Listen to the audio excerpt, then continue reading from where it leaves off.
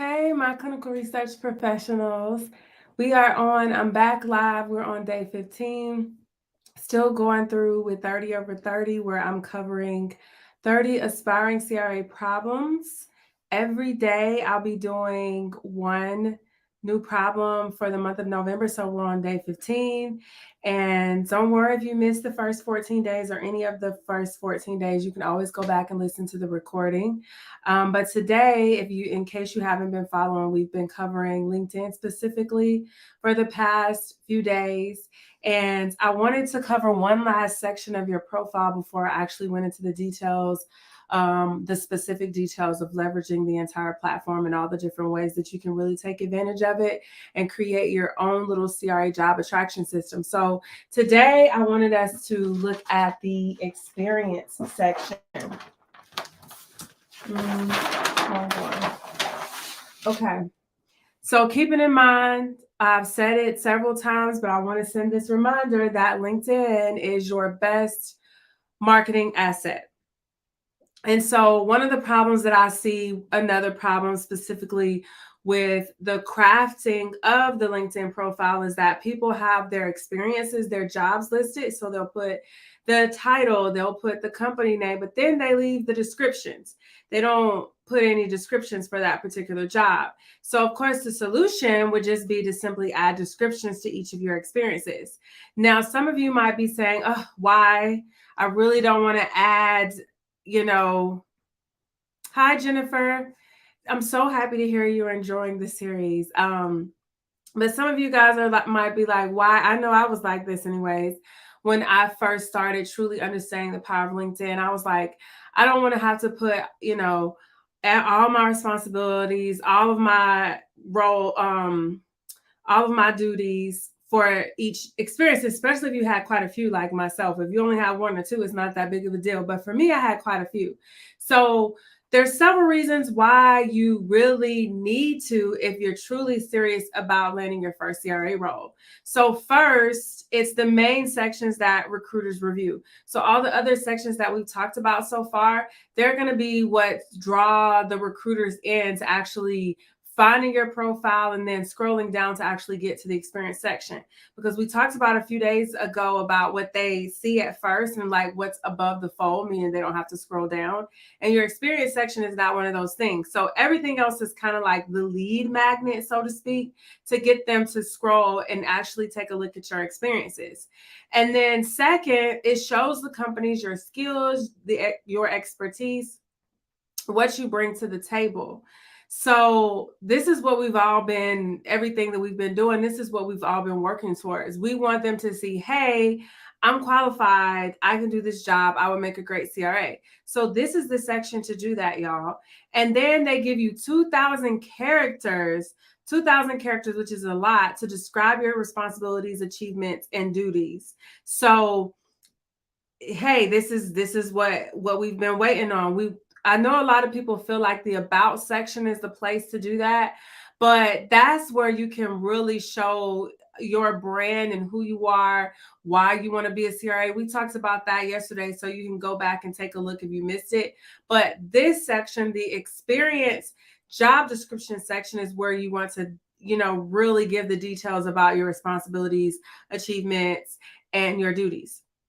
And then this is also the section that will ultimately make the recruiters decide to DM you and send you a message saying, hey, we have these entry-level CRA jobs out here open. Are you interested in applying? I think you would make a good candidate. And some of you might be thinking that would never happen. Like, why would they DM you? Literally, guys, that's literally what everything that I'm talking about, branding, marketing, and selling yourself, that's literally the goal. That's literally what can happen. That's literally what happens to my client.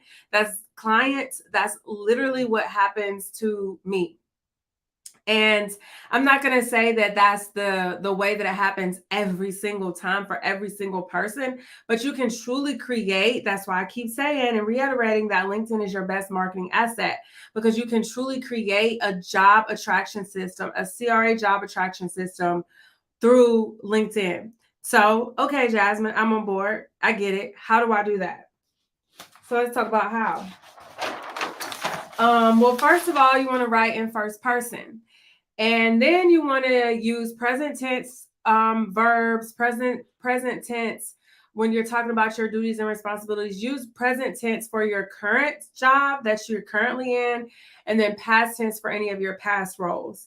And then you also, going back to using those searchable keywords and terms, that's very important throughout your profile, because LinkedIn uses an algorithm that will spit you out accordingly.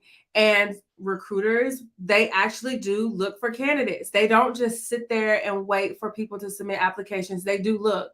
So they're going to be searching for these specific keywords, like maybe study coordinator, maybe GCP certified. They're going to be searching for specific keywords and terms to look for candidates that are qualified based upon the job description that they have. And so you want to make sure that you're inserting these searchable keywords and terms throughout your experience section.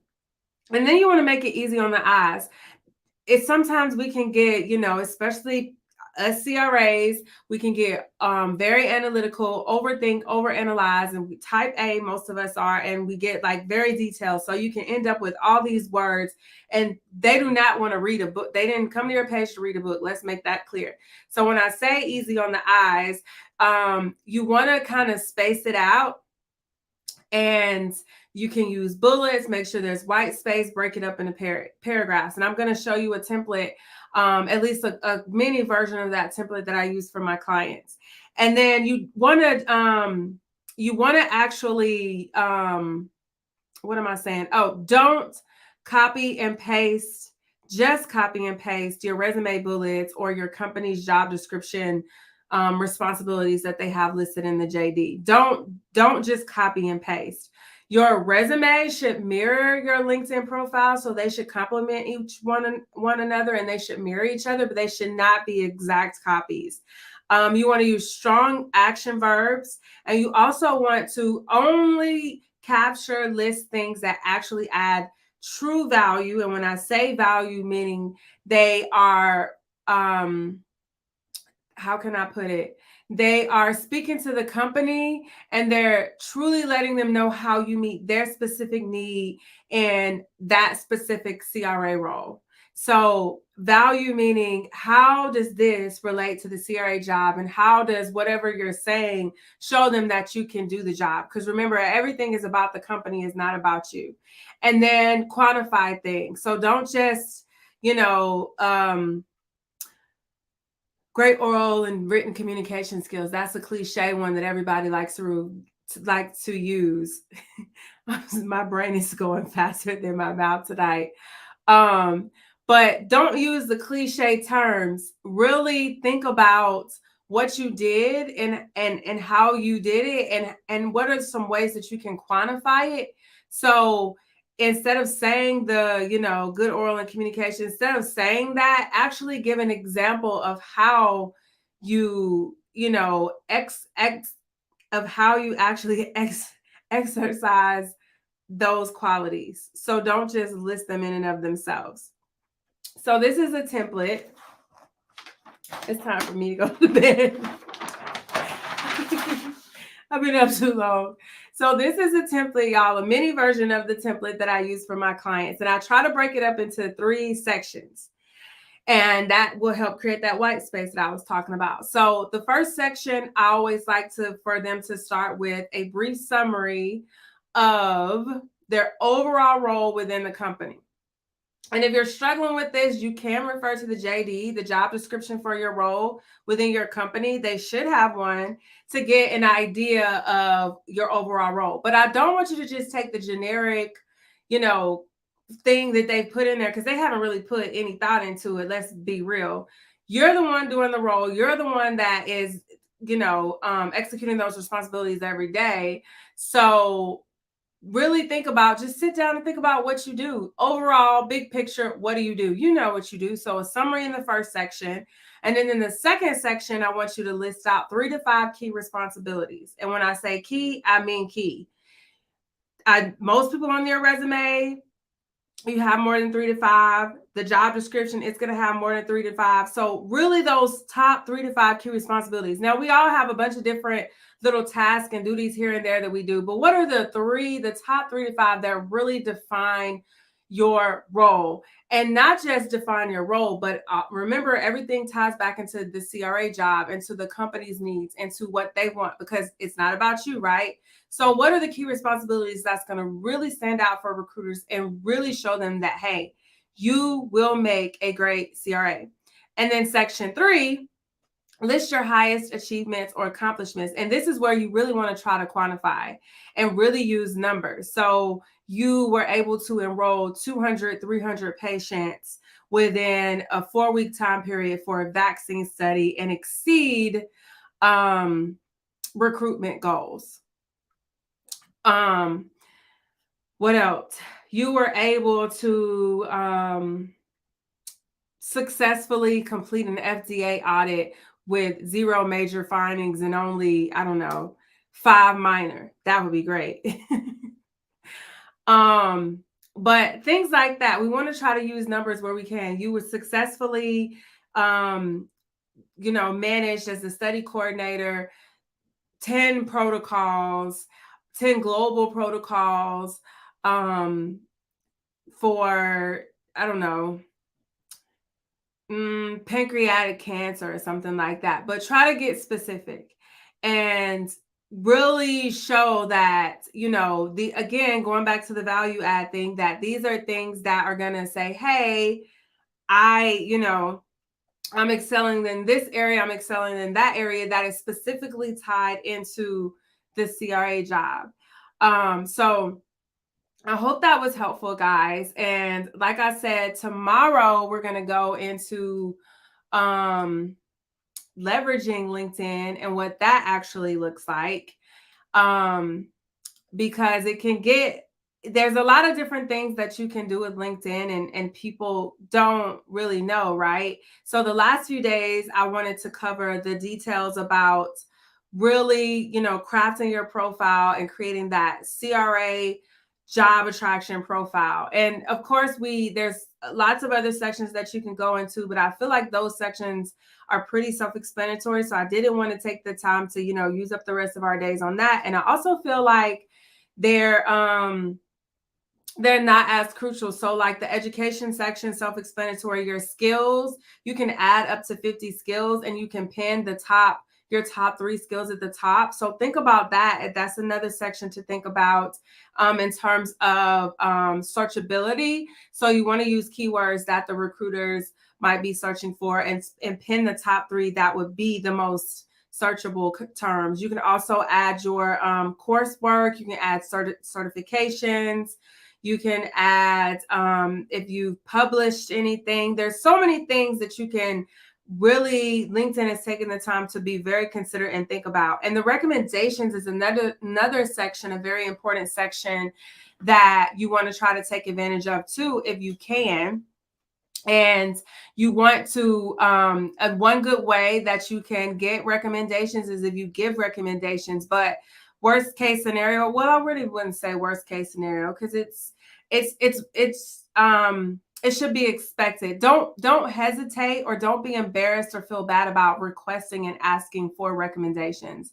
So that is also a natural part of the process in terms of building, crafting, creating your brand and marketing and selling yourself. So take the time to really visit all of your LinkedIn profile sections, and any questions that you have about it that I didn't cover or that I won't cover by the time, I go through tomorrow, please send me a DM and I'll add those to the Q&A sessions. And one last thing that I did want to add is your LinkedIn profile URL. So that is the link, or essentially the address to your page. Always try to customize that to your name, because most of the time when companies are looking for you, the first thing that's going to pop up is your LinkedIn profile. Hopefully, if you have one, right? If you don't, you won't. And that's kind of like turning into that whole invisible job seeker, which you do not want to be. So the closer it is to your name, the more likely it is that you'll pop up, and that creates like this easy. That's why I go back to it being your best marketing asset, because if you craft it the right way, it really can create this simple, smooth, easy job attraction system. And if you don't know what I'm talking about when I say URL, just Google LinkedIn URL and it'll tell you how to get to it and it'll tell you how to edit it. But you really want to try to use your name, your first and last name. If somebody has already taken it, you won't be able to use it, but just play with a variation of it. Put in your middle initial, put in your whole middle name. You can use your first name and then last initial, but try to use a variation of your name or as close to it as possible, so that that too will increase your searchability when recruiters are doing searches for you. So that's all we're going to cover today. Definitely please join me tomorrow, because like I said, I'm going to go a little bit deeper into how you can leverage the entire platform and really create that CRA job attraction system. And for those of you who don't know, I do have a 6-month coaching program where I help clinical research professional women confidently land their first CRA job offer, struggle and frustration-free, with no monitoring experience or CRA certification. And right now, enrollment is currently open. I'm taking on new clients. And the program includes an initial onboarding call where you'll have immediate, I am like so tired. It includes an onboarding call where you will, we will immediately assess and revamp your resume, cover letter, and LinkedIn profile. And then you also get 6 months of high-level one-on-one coaching directly with me. You'll get access to an on-demand curriculum that's filled with frameworks, templates, checklists, everything that you need to land your first CRA role. And you get that access to that immediately. You also get direct messaging support for me, so you can have access to me outside of our weekly coaching calls. You'll get a mock interview with a recruiter. You'll get bonus courses on negotiating a high-paying offer and fast-tracking your career once you land your first CRA job. And then you also get a CRA career plan, customized and tailored specific for you and your goals. And then there's so much more. So if that's something you're interested in and you're ready to take your CRA job search to the next level, you can go to aspiringcra.com to learn more and book a sales call with me. But I have enjoyed talking with you guys tonight, as always. And hopefully tomorrow I'll get on a little bit sooner, so I won't be all over the place, stuttering and misspeaking. So thank you, of course, as always, for joining me. And I look forward to seeing you guys tomorrow.